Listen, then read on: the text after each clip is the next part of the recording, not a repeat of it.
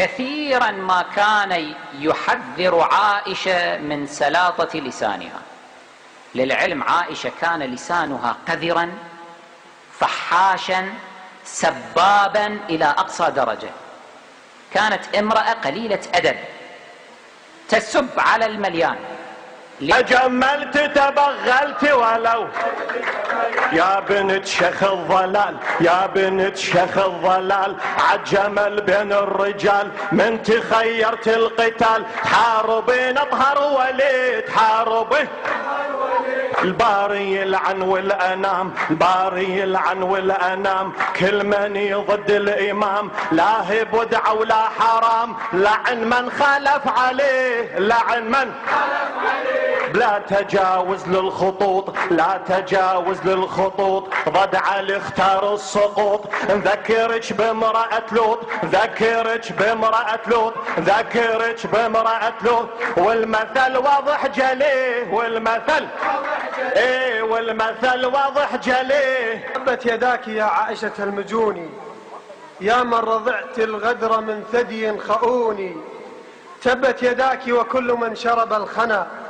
من منبع الأقدار والحقد النتوني، فالإفك في دين الحميرة قربة والقذف نافلة لدى أهل المجون، يا قاذفة الأعراض إنك فاحشة ودليل فحشك في النصوص والمتون، إن مر موضوع الحميرة فرمها في مقعد المرحاض ولتسحب سفوني.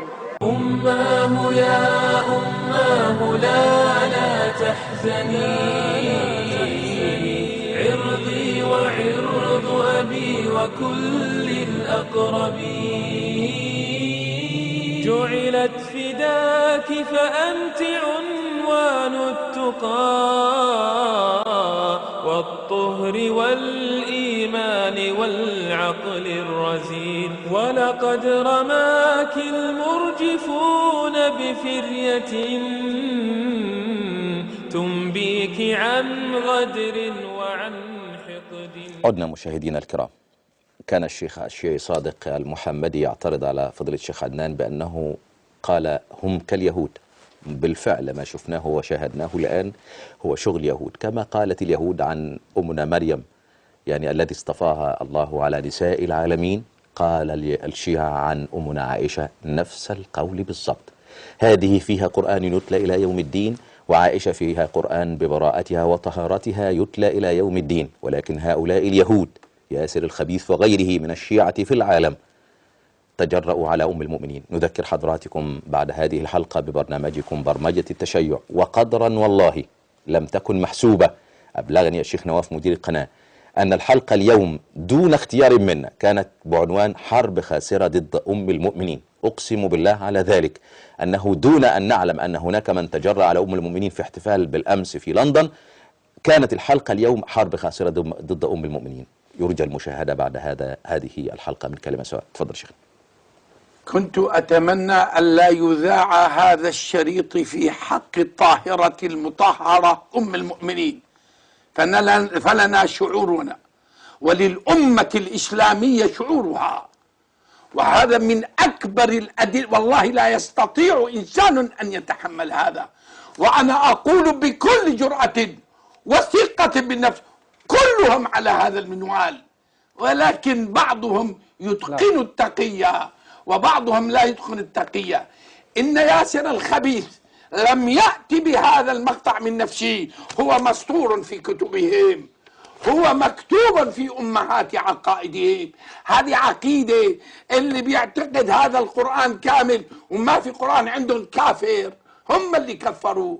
اللي يقول اللي يحبوا الصحابة عندهم كافر، ووصلوا إلى درجة يقولون اللي ما بيلعن، اللي ما يلعن، يعني أنت ما حبيت أبا بكر، ما حبيته، أنت كافر حتى تلعن أبا بكر وحتى تلعن عثمان. ما هو فاضي يسمع هذا الكلام الذي تهتز منه الجبال وتتقطع به الأرض، لأنه ينقل من الإيميل، لأنه جاء مدد من المهدي.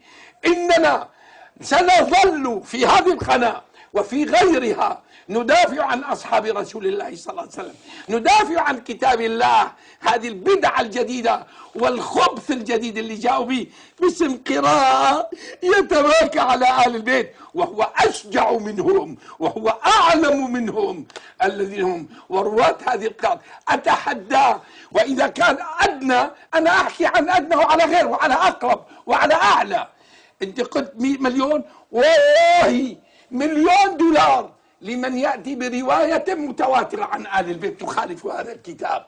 كذابون أفاكون يريدون أن ينالوا من هذا الكتاب العظيم، كتاب ربنا. أيها المسلمون، إن بقي في العمر بقية فاحذروا هذه الفتنة ودافعوا عن كتاب ربكم وعن سنة نبيكم.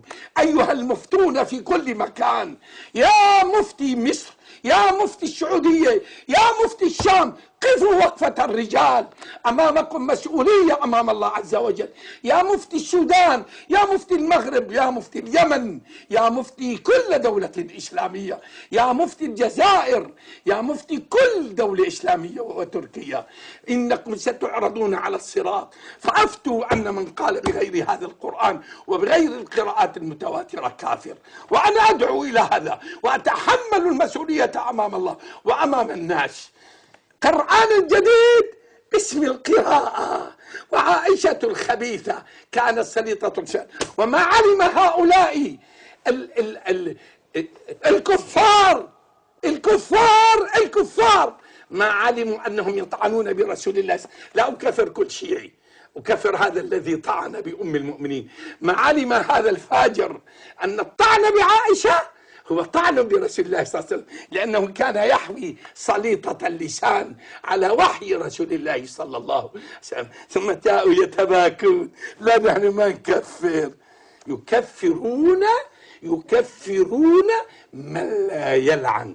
قال كلمة جميلة، والله لي 30 عاما في الدعوة على الفضائيات وعلى المحطات الرئيسية لم أستحضر اللعن والتكفير قط، لكن لنا أن نقف موقف المسلم.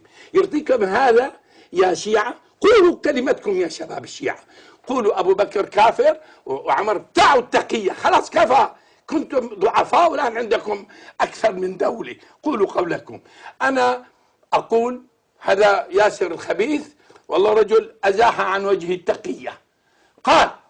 قال أبو بكر كافر وعائشة كافرة والأم كافرة والقرآن هذا محرف، قال مسجل عليه، وقال في قرآن جديد نفس الكلام، بس بقى في ناس يتقنون التقية وناس لا يتقنون التقية. خلاص قالوا نحن الآن الزمن زمننا، تريدون أن ما نغضب؟ يقولوا لي لا تغضب. يا الله أكبر، بالله عليك يا مصري يلي بالمنوفية، يا مصري يلي بالشرقية، يا مصري يلي بالصعيد، لا أنت يا مصري اللي صاحب الشرف والإباء والكرم، أن ترضى أن تقال على أمك؟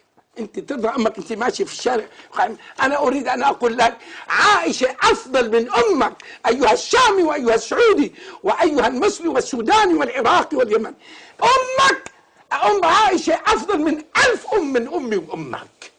أنت صعيدي بتسحب المسدس إذا قالوا لك أمك زانية، تشهر المسدس وتقتله لأنه قال عن أمك زانية، وهؤلاء يقولون عن عائشة. سمعتم كلكم عدنان جاي يدلش، عدنان جاي يدعو للتكفير، عدنان جاي يحرض علينا. اعلموا أني أحرض وأحرض على كل من يريد مس كتاب الله ومس هذه الأمة ومس.